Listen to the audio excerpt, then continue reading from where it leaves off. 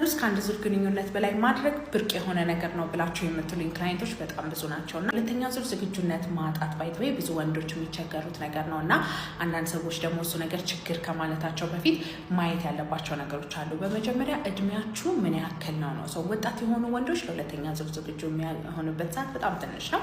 እድሜያችሁ ከፍ እያለ ደግሞ ከፍ እያለ እየረዘመ የሚመጣበት ጊዜ አለ ማለት ነው። ግን ለሁለተኛ ዙር ጭራሹ ነው ያለ እድሜያችሁ በጣም ረጅም ከሆነና ጭራሹ የማትዘጋጁ ከሆነ በመጀመሪያ የመጀመሪያ ዙር ከጨረሳችሁ በኋላ የሚሰማችሁ ስሜት እና የግንኙነት ድባቡ ይቀጥላል ወይ? ቢካዝ ዘር ፈሳሽ ከጨረሳችሁ በኋላ እንቅልፍ የሚላችሁ ሆርሞኖች ናቸው የሚለቀቁት። ስለዚህ ለሱ ሆርሞኖች ተሸንፋችሁ ተገልብጣችሁ የምትተኙ ከሆነ ለሁለተኛ ዙር ዝግጁነት ሊኖራችሁ አይችልም ማለት ነው። ስለዚህ ሳይኮሎጂካሊ ድካም አለባችሁ ወይ?